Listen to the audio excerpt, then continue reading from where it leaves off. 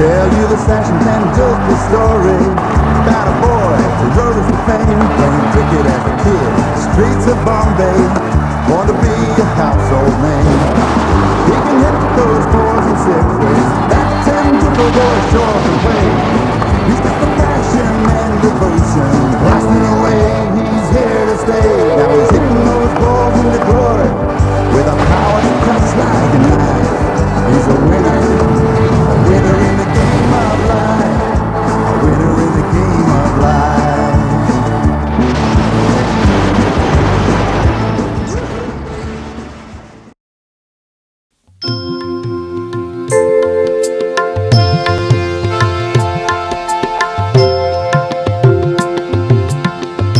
तू सुख करता, तू दुःख हरता, तू सुख करता, तू दुःख हरता, तूच करता आणि करविता.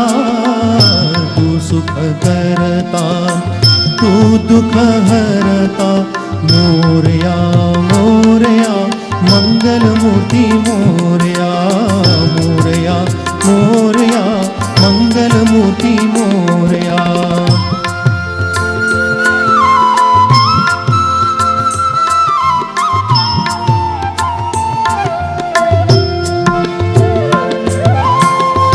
देवा सरुदे माझे मी पण तुझ्या दर्शने उजळो जीवन. गरे सानी पनी सा रे ग म ग रे ग ग म ग रे ग म प म प म प म प म ग रे सा. देवा स्मरू दे माझे मी पण तुझ्या दर्शने उजळो जीवन. पनी सा रे ग म ग रे म ग ग रे सा रे सा रे सा नि सा प म प सा प म प सा द प म प प म प ग म प ग म रे म ग सा ग रे नि रे सा. देवा स्मरू दे माझे मी पण तुझ्या दर्शने उजळो जीवन. नित्य करावे तुझेच चिंतन, तुझ्या धुळीचे बाळी भूषण. सदैव राहू ओठावरती, सदैव राहू ओठावरती, तुझीच रे गुणगाथा. तू सुख करता, तू दुःख हरता, तूच करता आणि करविता. मोरया मोरया मंगलमूर्ती मोरया, मोरया मोरया मंगलमूर्ती मोरया. मोरया मोरया मंगलमूर्ती मोरया, मोरया मोरया मंगलमूर्ती मोरया. मोरया मोरया मंगलमूर्ती मोरया, मोरया मोरया मंगलमूर्ती मोरया.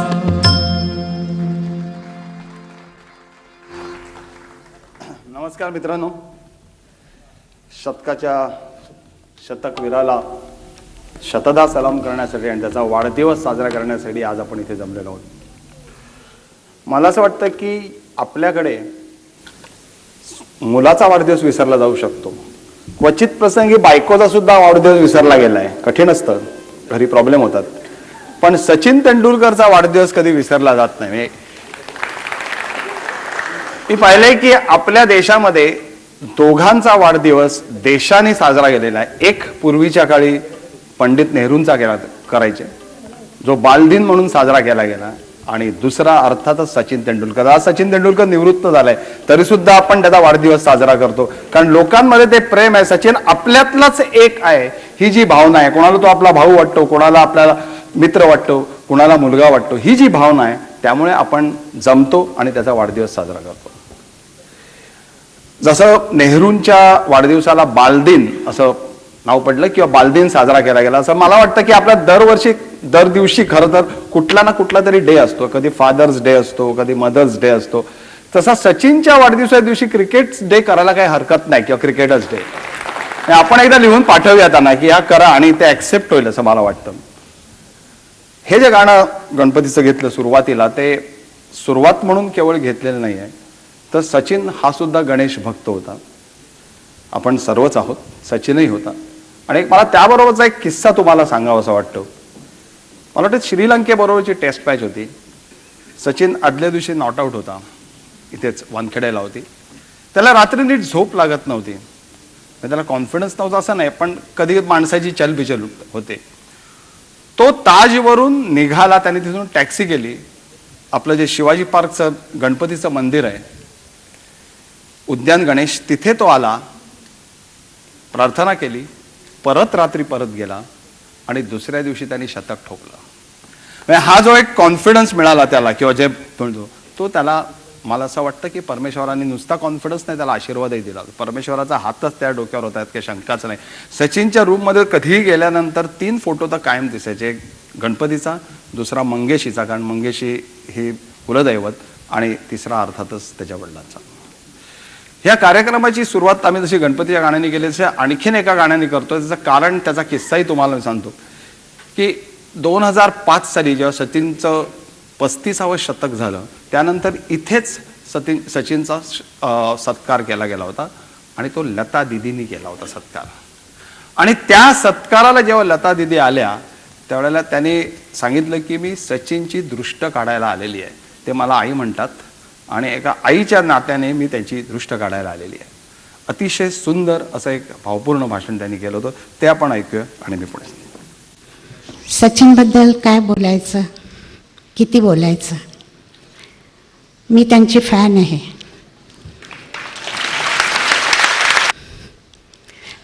सचिन आल्यापासून मी क्रिकेट हे जास्त टेलिव्हिजनवरच बघते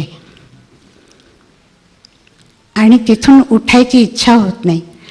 खूप वेळा अंघोळीला उशीर होतो, खूप वेळा जेवायला मिळत नाही संध्याकाळपर्यंत, पण मी क्रिकेट बघत असते.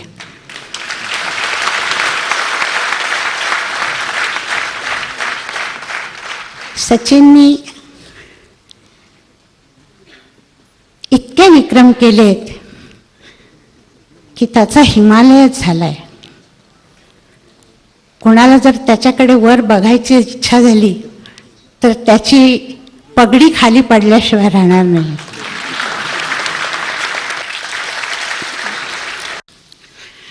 सचिन कोणालाही न सांगता अनेक संस्थांना मदत करतात, हेही मला माहिती आहे, पण ती गोष्ट कधीही ते कोणाला सांगत नाहीत.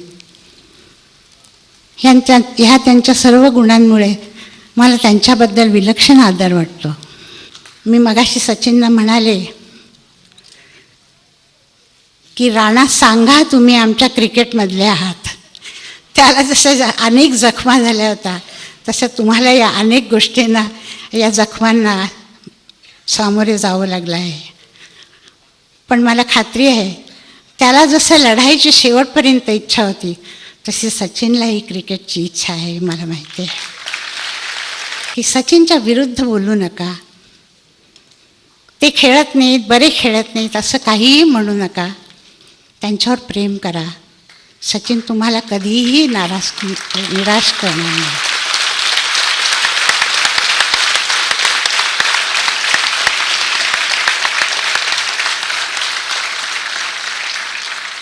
आमच्याकडे म्हणतात, कोणा मेल्याची दृष्ट लागली, तशी सचिनला कोणाची तरी दृष्ट लागली आहे.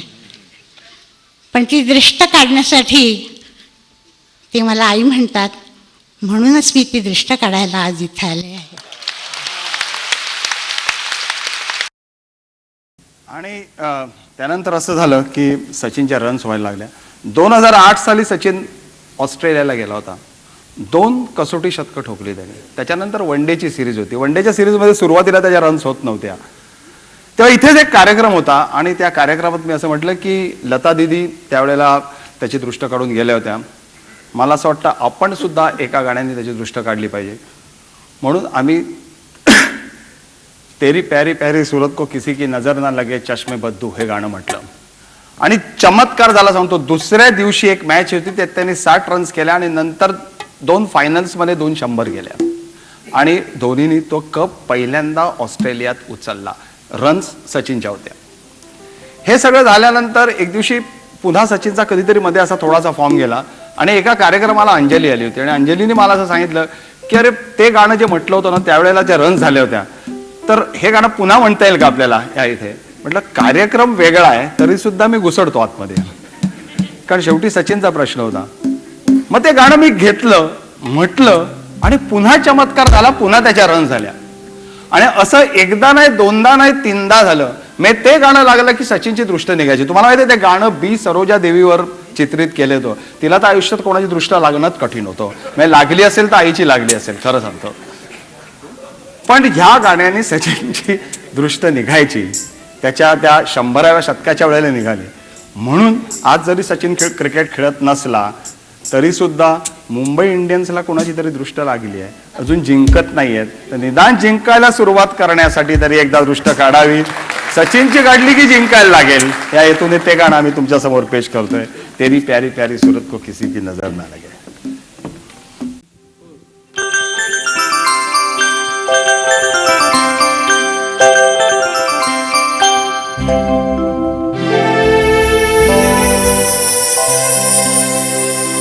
तेरे प्यारे प्यारे सूरत को किसी की नजर ना लगे चश्म बद्दू. तेरे प्यारे प्यारे सूरत को किसी की नजर ना लगे चश्म बद्दू. मुखड़े को छुपा लो आंचल में कहीं मेरी नजर ना लगे चश्म बद्दू.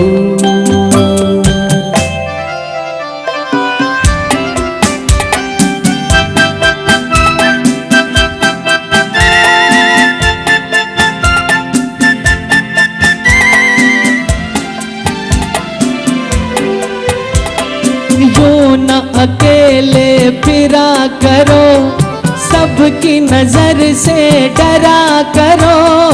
यूं न अकेले फिरा करो, सबकी नजर से डरा करो. फूल से ज्यादा नाजुक हो तुम, चाल संभल कर चला करो. जुल्फों को गिरा लो गालों पर, मौसम की नजर ना लगे चश्म बद्दू. फिर प्यारी प्यारी सूरत को किसी की नजर ना लगे चश्म बद्दू.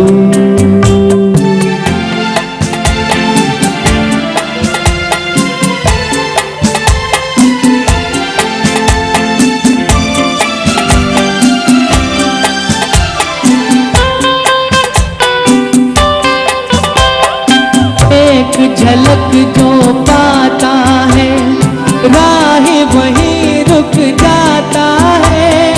एक झलक जो पाता है राह वहीं रुक जाता है. देख के तेरा रूप सलोना चांद सर को झुकाता है. देखा न करो तुम आईना, कहीं खुद की नजर ना लगे चश्म बद्दू. तेरी प्यारी प्यारी सूरत को किसी की नजर ना लगे चश्म बद्दू. मुखड़े को छुपा लो आंचल में कहीं मेरी नजर ना लगे चश्म बद्दू.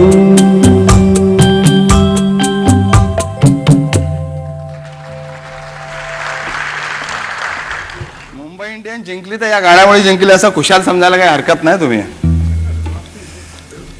सचिनला स्वतःला गाण्याची प्रचंड आवड आहे.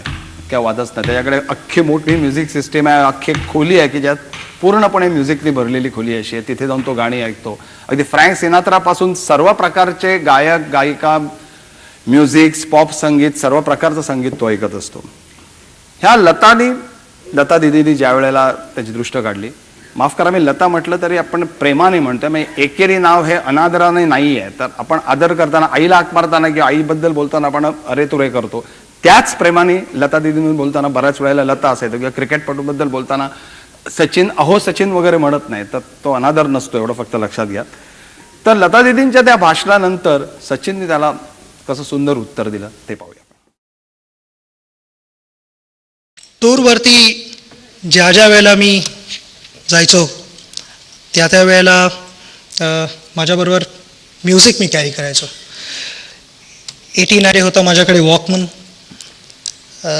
आय थिंक 93-94मध्ये CD प्लेअर आला, त्यानंतर MD प्लेअर आला, आणि आता आयपॉड आहे ज्याच्यावरती तुम्ही पाहिजे तेवढी गाणी ठेवू शकता, 10,000 गाणी.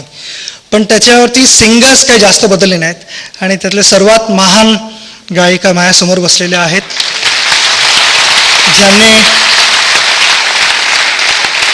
ज्याने त्यांच्या नकळत एक मोठी कॉन्ट्रीब्युशन माझ्या आयुष्यात केलेली आहे. ज्यावेळेला मी खुश असायचो, लाईव्हली गाणी ऐकायचो, कधी कधी सॅड सॉंग्स ऐकायचो, कधी कधी मोटिवेटिंग सॉंग्स ऐकायचो, आणि ह्याच्या सगळ्या गाण्यांचा मला फायदा झाला. Thank you very much.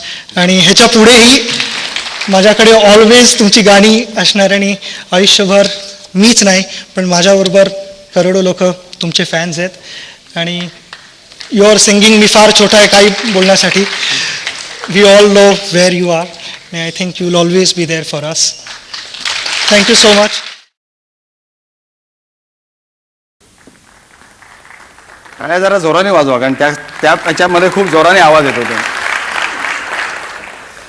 सगळ्यात महत्त्वाची गोष्ट अशी आहे की लता दीदी आणि सचिन तेंडुलकर ह्याच्यात बरंचसं साम्य आहे असं मला वाटतं. म्हणजे दोघेही आता भारतरत्न आहे हे साम्य मी म्हणत नाही आहे, पण दोघांची सुरुवात आणि मग ते आकाशाला गवसणी घालणं हे सारखं आहे.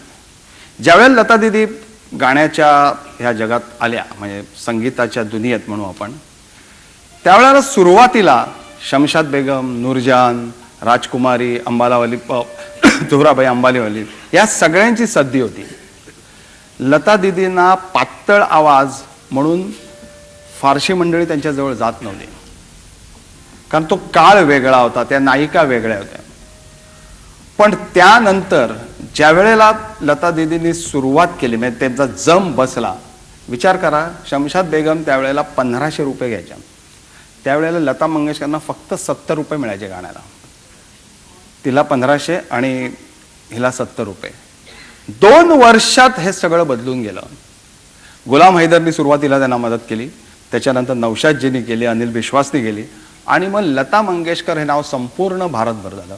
सगळ्यात मोठा जो चेंज आला असेल तो महलच्या गाण्याने आला, आएगा आने वाला या गाण्याने. त्याच्यानंतर लता मंगेशकरनी कधीही मागे वळून बघितलं नाही. तिथून त्या जो टेक ऑफ घेतला त्या वेगळ्याच ऑर्बिटमध्ये जाऊन बसल्या. सचिन तेंडुलकरची पण करिअर तशीच पॅरल आहे. सुरुवातीपासूनच त्यांच्याबद्दल एक आकर्षण होतं सचिन तेंडुलकरबद्दल, पण अर्थातच ते का आकर्षण होतं, किती मोठा होतं त्याबद्दल सांगायला बरीच मंडळी आपल्याकडे आहेत, त्यांना मी नंतर बोलवणार आहे.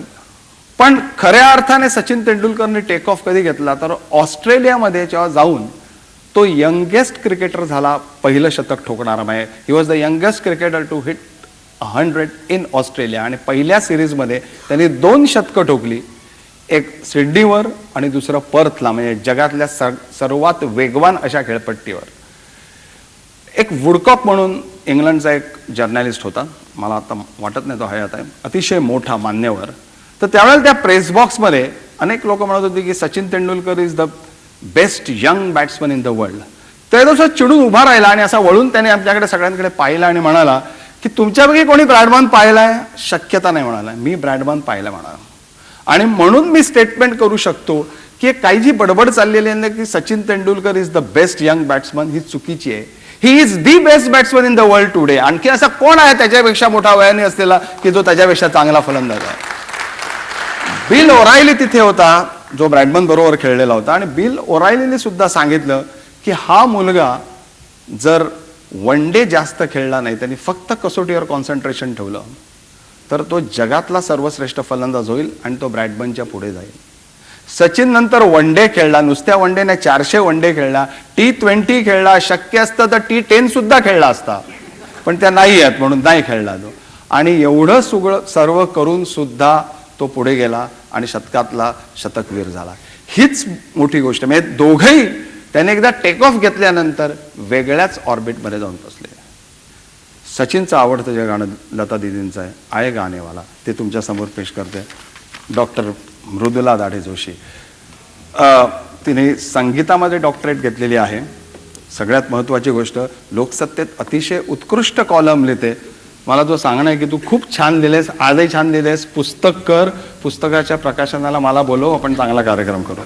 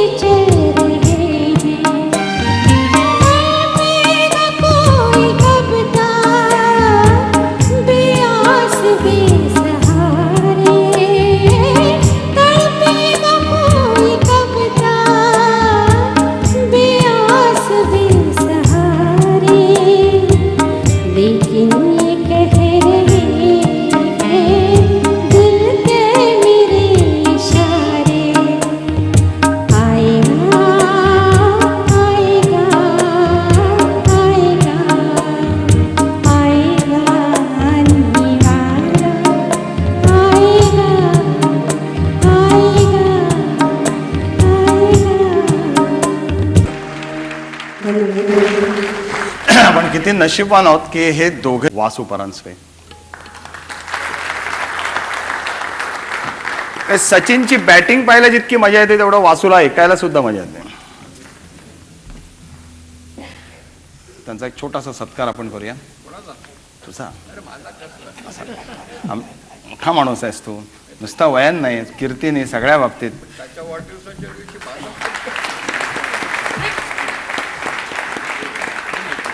आणि माईक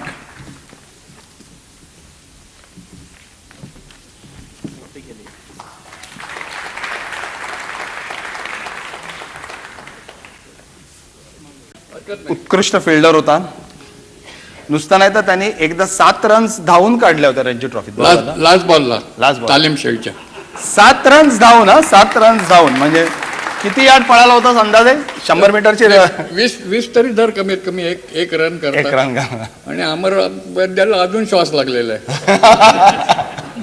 आणि वासू अजून फिट आहे, ही सगळ्यात महत्वाची गोष्ट आहे. वासू पाहिजे असेल तर चंदूला बघतो, आता बॅट दिली ना तर 70-80 सहज करेल. सहज करणार आहे, या प्रश्नच नाही. वासू जरा जवळ जा. हा. तर वासूचा एक किस्सा तुम्हाला म्हणतो. वासू ऑस्ट्रेलियाला गेला होता त्यावेळेला अंडर नाही, ज्युनियर वर्ल्ड कप होता. ज्युनियर वर्ल्ड कप होता. आणि तिथे जाऊन वासूने सांगितलं की आमच्याकडे एक मुलगा आहे जो जगातला त्या वयाचा सर्वोत्कृष्ट बॅट्समन आहे. का सांगितलं पुढचं तो सांगेल. एक बॉल टाकला की हा पुढे 2 बाउंड्री मारतो. नाही, तर डिस्कशन चाललं होतं आणि we were not doing well. We were very good team actually. त्याच्यातले 7-8 प्लेयर्स इंडियाला खेळले. म्हणून मी त्याला सांगितलं, ॲलन शील नावाचा त्यांचा रिपोर्टर होता, तो बरीच बिअर प्यायला होता, मी थोडी प्यायलो होतो. तर मी त्याला सांगितलं की we have a batsman who is the best batsman in the world. Is just 14. त्याचं व्हॉट आर यू टॉकिंग? म्हटलं I am talking sense you probably had a bit more, not me. पण त्याच्यानंतर तिथे गेल्यानंतर त्यांनी मला मेसेज पाठवला that your judgement was perfect. That's great. हा एक किस्सा. आणखीन एक किस्सा सांगतो. मला वाटतं अंडर 13चा कॅम्प होता. अंडर 14चा कॅम्प होता इंदोरला. आणि मुश्ताक अली आले होते. नहीं, मुश्ताक अलीना मी बोलवलं होतं की मुश्ताक साहब आप आइए और इनॉग्रेट करिए camp. Some boys are very good, they would love to have a little chat with you and some advice from you. तर त्यावेळी ते 76 वर्षाचे होते. पप्पू कडक म्हातारा, कडक कपडे फ्लॅनेलचे घालून, टोपी, गळ्याला रुमाल, आणखीन तयार 6:15ला. काय म्हणतो? मी म्हटलं मी येतो 6:15 न्यायला. म्हणजे इतके फिट होतं की चंदूला बघून असं वाटतं चंदू आणि त्यांची चांगली जोडी जमली असती. पण आणि त्याच्यानंतर ते आले 6:15ला. 60-70 बॉल खेळले विदाउट पॅड्स. 76 वर्षाचा माणूस. आणखीन आमची इंडियाची अंडर 16ची top bowlers were bowling at him. एक 40-50 बॉल झाल्यानंतर मला म्हणाले, उनको बोले जरा बाउंसर डालो, हुक कैसा करने का बताओ. मतलब नहीं, सब बॉल लगेगा क्या बात कर रहे हो. इतना फास्ट है कोई यहाँ पे. नाही असे. तर त्याच्यानंतर सगळ्यांची इंट्रोडक्शन झाल्यानंतर मी सचिनची इंट्रोडक्शनच्या वेळी त्यांना सांगितलं, sir this boy will play for India in 2 years time. क्या बात कर रहे हो. म्हणजे सचिन ओशाळला होता पण खरं सत्य होतं तर मला बोलायलाच लागलं ते. नाही मग वासू, तो किस्सा थोडासा तू किंचित विसरलास. तो किस्सा असा होता की तू त्यांना सांगितलं की आमच्याकडे एक मुलगा आहे आत्ता, तो सुनील गावस्कर नंतरचा सर्वश्रेष्ठ फलंदाज आहे आज भारतातला. सचिन म्हणाला की मला चेहरा कुठे लपवावा कळत नव्हता माझा. नाही, मी त्यांना सांगितलं you will play for India, एवढं माझ्या लक्षात आहे. बरं, त्याच्यानंतर एकदा जेव्हा सचिन रणजी ट्रॉफीला खेळणार होता, मी सुरुवात करत होते, सगळ्यांना वाटत होतं याला संधी द्यावी. त्यावेळेला त्याला दिलीप वेंगसरकर नेटवर बोलवलं, कपिल देव वगैरे बॉलिंग टाकलं. त्यावेळेला वेस्ट इंडिजचे सगळे फास्ट बॉलर्स ते त्या नेटवरती बॉलिंग करत होते आणि हा बॅटिंगला गेला रे पॅड बांधून. माणसाच्या पोटात जरा ढवळल्यासारखं झालं. म्हणजे चला हे सगळे टाकणार आहेत. पण एक 5-7 बॉल झाल्यानंतर एकमेकाकडे बघून फक्त एवढंच बोलत, एवढंच तोंडाचे विकार चालू होते, बाकी सगळं ठीक चाललं होतं. एक played like a champion Sachin. At the age of 14-13 he must have been about 14.5. 84ला. आणि त्यावेळेला 1989 बरोबर आपण वेस्ट इंडिजला गेलो होतो. आणि त्या अनेकांना वाटत होतं की सचिन तेंडुलकरनी वेस्ट इंडिजच्या टूरवर जायचं. नाही, राजभाई सिलेक्टर होते आणि I used to get along very well with him. We were very good friends. म्हणजे त्यांचा फक्त एकच विकनेस म्हणजे क्रिकेट, आणि तो सुद्धा इंग्लिश क्रिकेट. तर ते इंग्लिश प्लेअरला तू काहीतरी बोललास तर तुझ्या लंचमध्ये काहीतरी प्रॉब्लेम होऊ शकतो. पण otherwise you are the great lover of cricket. मग मी राजभाईंना म्हटलं, राजभाई इसको भी भेज दो ना. अरे क्या बात करते, बॉल लगेगा. म्हणलं ये लगाने वाला प्लेयर है, ये लगने वाला नहीं है. ये प्लेयर ही कुछ जुदा है ये. आणि जो खरंच लगानेवाला प्लेअर होता, ही सगळ्यात महत्वाची गोष्ट. आणि आपण किती नशीबवान आहोत पहा की सुनील गावस्कर नंतर आपल्याला तोप सचिन तेंडुलकर मिळाला. म्हणजे ताबडतोब एका बाजूला सुनील गावस्कर निवृत्त झाला आणि दुसऱ्या बाजूला सचिन तेंडुलकरचा उदय झाला. त्याला खऱ्या अर्थाने मराठी पाऊलं पडते पुढे म्हणतात वासू. अगदी. ते गाणं आपण ऐकूया आणि मग पुन्हा चर्चा करूया. तोपर्यंत स्थानापन्न हो.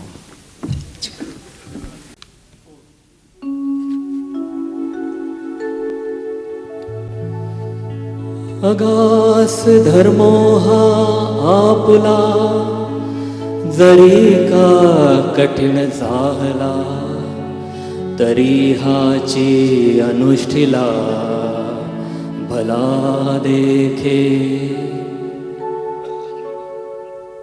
स्वराज्य तोरण स्वराज्य तोरण चढे,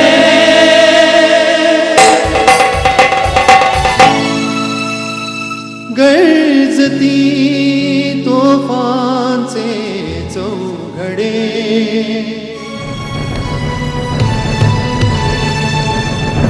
मराठी पाऊल पडते पुढे, मराठी पाऊल पडते पुढे. स्वराज्य तोरण चढे, गरजती तोफांचे चौघडे. मराठी पाऊल पडते पुढे, मराठी पाऊल पडते पुढे.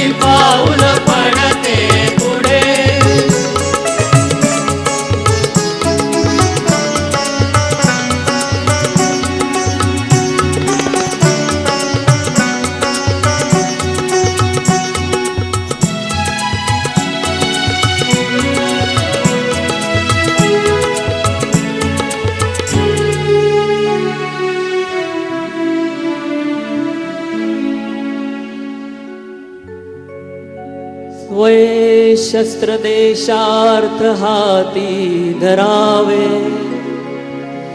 चितावे रिपुला रणीवा मरावे. तुझ्या रक्षणा तूच रे सिद्ध होई, सदा संकटी देव धावून येई. जय जय रघुवी, जय जय रघुवी, जय जय रघुवी, जय जय.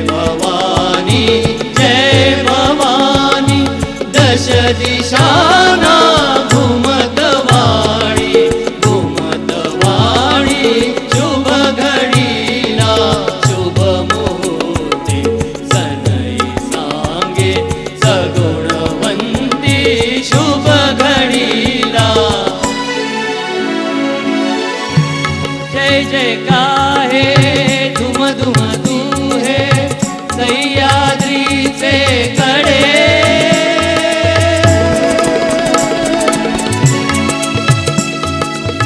सह्याद्रीचे कडे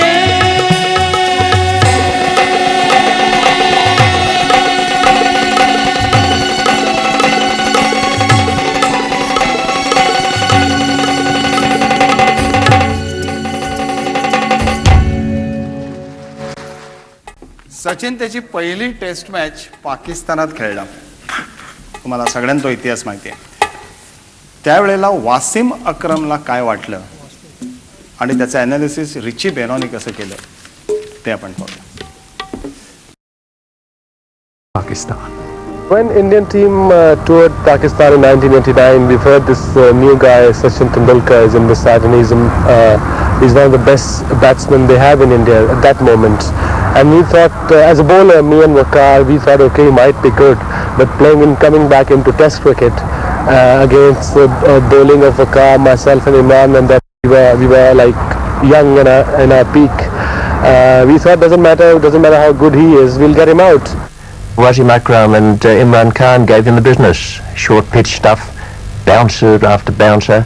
And John Holder, the international umpire, had to step in and warn Wasim Akram for intimidatory bowling. Tendulkar, they tell me, never took a backward step.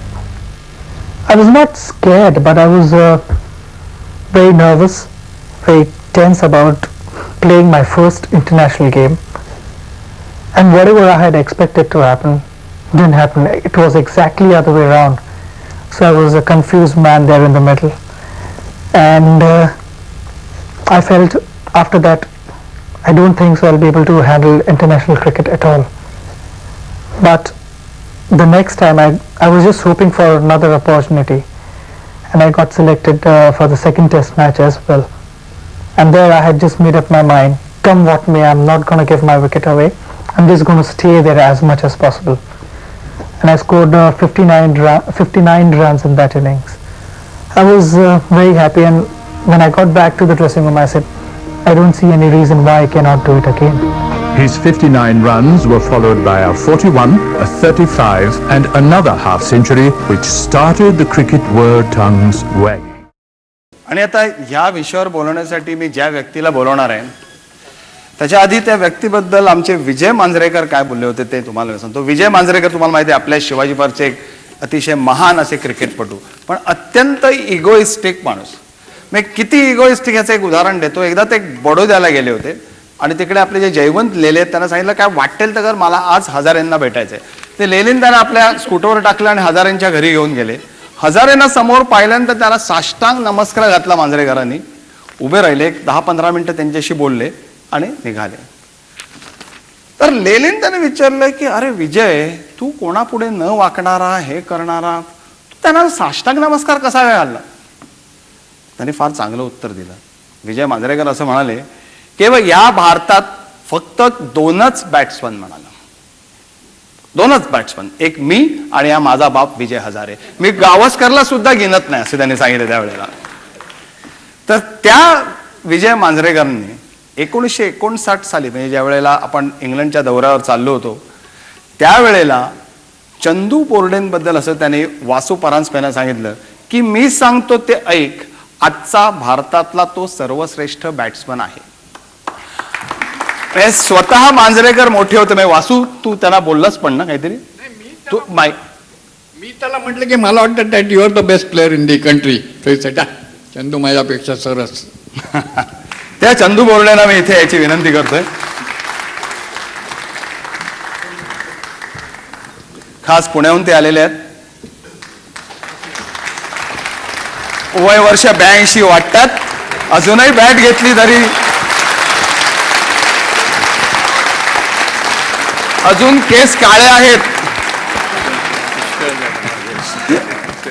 आणि सगळ्यात महत्वाची गोष्ट अशी आहे की ज्या सचिन तेंडुलकर पहिली टेस्ट मॅच खेळला ते चंदू बोर्डे कोच, प्रशिक्षक, मॅनेजर सर्व होते. 89 पहिल्यांदा त्यांचा सत्कार करूया.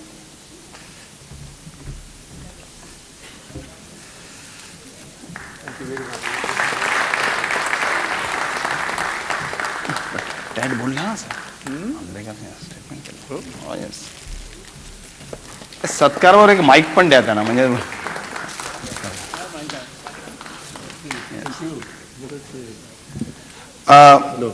चंदू बोर्डे ज्या वेळेला त्या टीमचे मॅनेजर होते, कोच होते, आणि सचिन तेंडुलकर ती टेस्ट मॅच खेळला.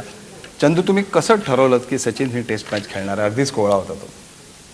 नाही, काय झालं 1989 तो जो दौरा होता तो पाकिस्तानचा दौरा, आणि त्यावेळेस परिस्थिती इंडिया वर्सेस पाकिस्तान बिकट परिस्थिती होती, तशी कठीण होती आणि एक चॅलेंजिंग होती.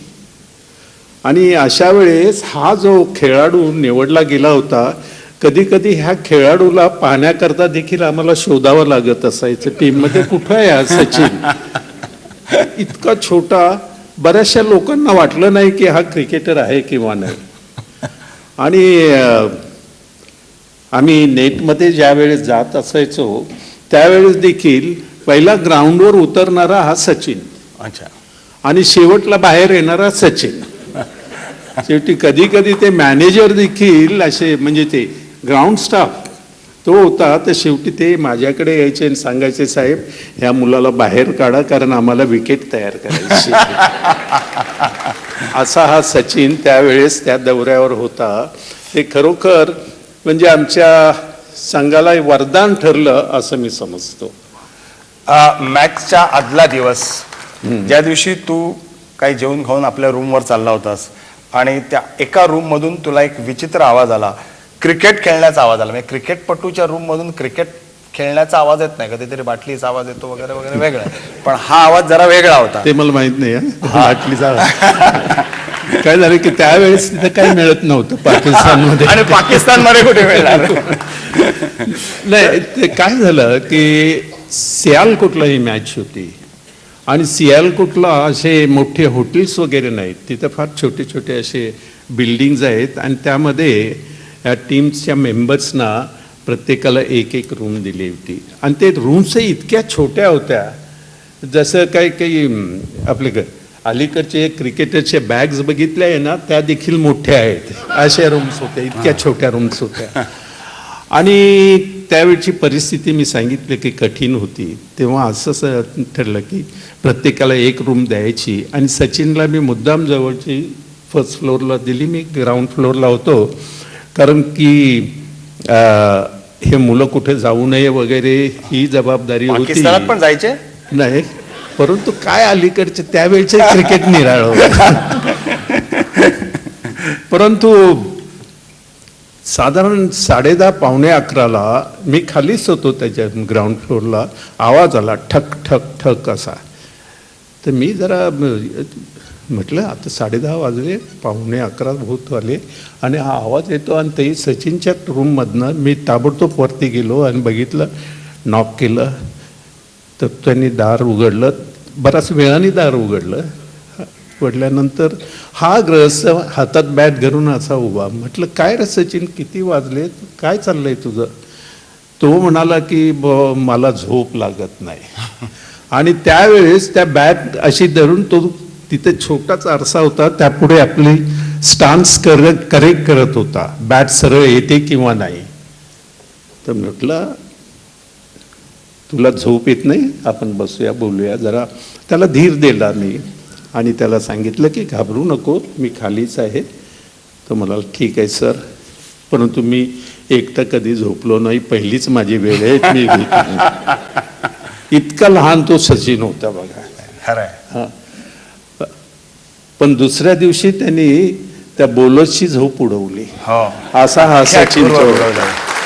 आणि तुम्हाला एक किस्सा सांगतो त्या टूरचा. म्हणजे चंदूला कदाचित माहिती असेल, चंदू बोलूही शकतो, आत्ता बोलायला हरकत नाही. पण दोघं अत्यंत वेगवान गोलंदाज होते, एक वासिम अक्रम आणि दुसरा वकार युनस. इम्रान त्यावेळेला पेस थोडासा कमी झाला होता, पण सिद्धू आता मोठमोठ्या कॉमेंट्स करतो टेलिव्हिजनवर, पण तो सिंगल काढून पळायचा आणि नॉन स्ट्रायकर रेंजला उभा राहायचा आणि मांजरेकरला बॅटिंग करायला लावायचा संजयना. तर संजयने एक दिवशी भांडला त्याच्याशी, म्हणजे विकेटवर उभा राहून. तो म्हणाला की अख्ख्या टीमच्या रन्स करण्याचा कॉन्ट्रॅक्ट मी घेतलेला नाही, तुला पण तेवढेच पैसे मिळणार आहेत, हो, तर तुला सुद्धा जास्त बॉल खेळायला पाहिजेत. आणि हे इम्रान खानने लिहिलंय की ते अच्छा. दोघे जण कसे भांडत होते आणि मी मिडॉलला उभं राहून पाहत होतो. ते लाहोरला झालं. लाहोरला. Yes, बरोबर. correct. हे खरं आहे. खरी गोष्ट आहे.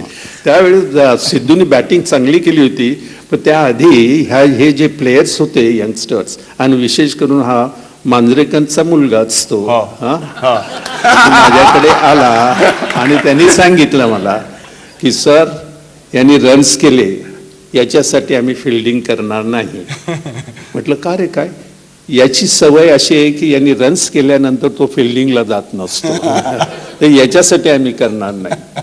म्हटलं ठीक आहे. आऊट होऊन आल्यानंतर आमची म्हणजे फिल्डिंग करायची वेळ झाली.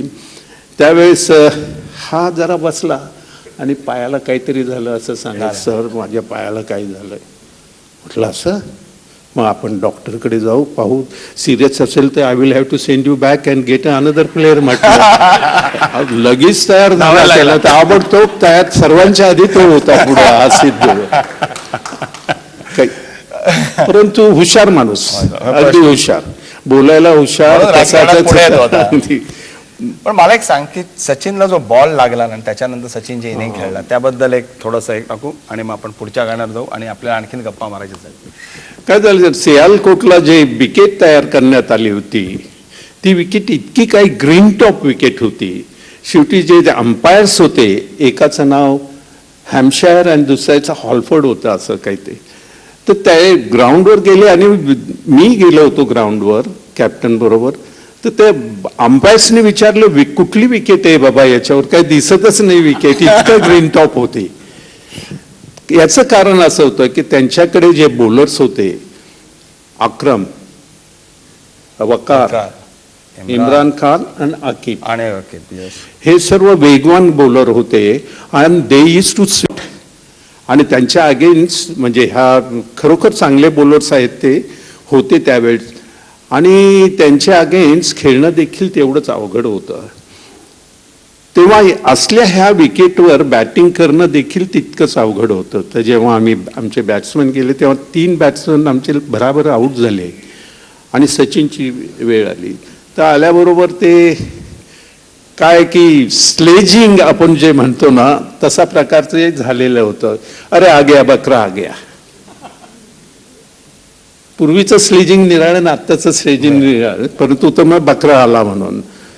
ठीक आहे की सर्व ते वकार एका बाजूने बॉलिंग करत होता, तो आला आणि त्यांनी जे 2 बाउन्सर्स टाकले त्यातला एक त्याच्या तोंडाला लागला, रक्त येत होतं. मी आणि आमचे जे जे फिजिओ होते ग्राउंडवर गेलो आणि त्याला म्हटलं काय सचिन कसा आहे बाबा तू, त्यातलं ते रक्त येत होतं. ते पुसल्यानंतर हेल्मेट लगेच चलवून म्हटलं चल आपण पॅव्हिलियनमध्ये जाऊ आणि थोड्या वेळानं बाहेर येऊ. तर तो म्हणाला नाही सर आय विल बॅट. त्यांनी परत ते हेल्मेट चढवलं आणि पुढचे 3 चेंडू त्यांनी अशा पद्धतीने सीमा पार केले वकारचे की अप्रतिम अगदी. त्याच वेळेस आम्हाला वाटलं की हा खेळाडू भारताकरता खेळणार. म्हणजे पाळण्यात पाय दिसतात ना मुलाचे, तसा तो प्रकार झाला. आणि इतकी त्यावेळेसच वाटलं की बाबा हा काहीतरी निराळाच खेळाडू आहे. एक सांगतो की असे हे छोटे बटके खेळाडू आहे ना, यांना बॉलिंग टाकणं कधी कधी अवघड जातं. कारण काय की त्याची लेंथ जी असते ना नॉर्मल क्रिकेटरची आणि ह्या छोट्या जे बटके असतात त्या क्रिकेटरना लेंथ टाकणं जरा अवघड जातं. कारण गुडलेन बॉल देखील ते मागे येऊन खेळू शकतात. आणि असे पहा तुम्ही बरेचसे जे टॉप क्लास क्रिकेटर झाले ते सर्व बटके आहेत. Sir Donald Bradman, Sunil Gavaskar, Sachin Tendulkar, Gundappa Vishweshwar, Lara देखील, हे सर्व इतके महान खेळाडू जे झालेत हे सर्व बटके. याचं कारण की त्यांचे जे रिफ्लेक्सेस आहेत ना ते फार महत्वाचे आहेत. कारण आम्ही खेळतो तेव्हा आमचा पाय इतका लांब जातो, यांचा पाय इथंच जातो. त्यांना इतकं कव्हर करण्याकरता त्यांच्या चपळाई बरोबर त्यांची अधिक प्रमाणात दिसून येते. कारण तिथे जायचं म्हणजे डबल त्यांना हे करावं लागत असायचं. त्यामुळे त्यांचे रिफ्लेक्सेस इतके छान असतात. आणि याचंच कारण जर तुमचे रिफ्लेक्सेस चांगले असतील तर you see the ball earlier than the others. आणि म्हणून हे जे क्रिकेट असं माझं स्वतःचं अनालिसिस आहे. कदाचित दुसऱ्यांचं काही असू शकेल, पण तुम्हाला याचं कारण मी पाहत होता, स्टडी करत होतो तेव्हा याचं कारण काय, ते हे जे रिफ्लेक्सेस आहेत ह्या छोट्या छोट्या लोकांचे रिफ्लेक्स नॉर्मल क्रिकेटरपेक्षा अधिक असतात असा माझा अनुभव आहे. आणि म्हणून सचिन देखील त्याला 2 सेकंद आधी बॉल दिसायचा आणि तो लाईन मधून येऊन चंदू, मला असं वाटतं की सचिनला सगळ्यात लवकर बॉल दिसतो आणि तो उशिरा खेळतो. इतक्या उशिरा खेळायचा की त्या वेळेमध्ये दीपिका पडुकरने आणखीन एक लफडं करून मोकळी झाली असते. आपण पुढच्या एका गाण्यावर जाऊया. तोपर्यंत तू बस. असंच एक किशोर कुमारचं त्याचं आवडतं गाणं, जे गाणं गुणगुणत सचिन तेंडुलकर पुढे गेला.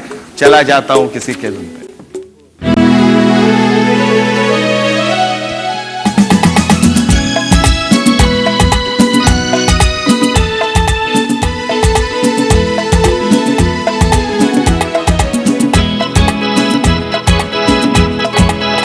चला जाता हूँ किसी की धुन में, धड़कते दिल के तराने लिए. चला जाता हूँ किसी की धुन में, धड़कते दिल के तराने लिए. मिलन की मस्ती भरी आँखों में, हजारों सपने सुहाने लिए. ओ चला जाता हूँ किसी की धुन में, धड़कते दिल के तराने लिए.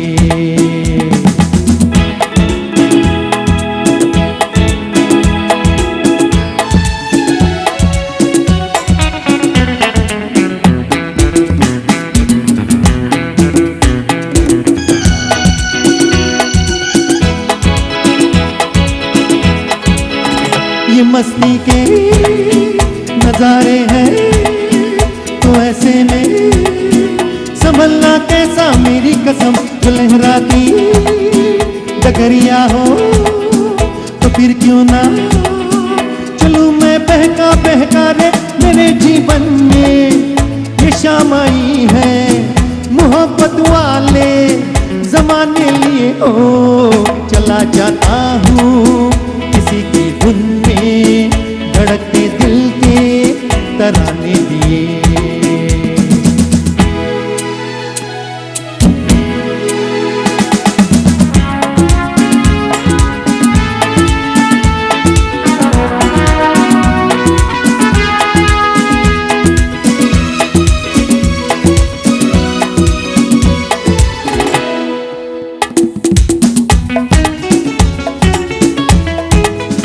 वो आलम भी अजब होगा वो जब मेरे करीब आएगी. मेरी कसम कभी भैया छुड़ा लेगी, कभी हंस के गले से लग जाएगी. हाय मेरे बाहों में मचल जाएगी. वो सच्चे झूठे बहाने लिए. ओ चला जाता हूँ किसी की धुन में, धड़कते दिल के तराने लिए. मिलन की मस्ती भरी आँखों में, हजारों सपने सुहाने लिए. ओ चला जाता हूँ किसी की धुन में, धड़कते दिल के तराने लिए. ला ला ला ला ला हे हे ला ला ला ला ला ले ला ला ला हे हे हे.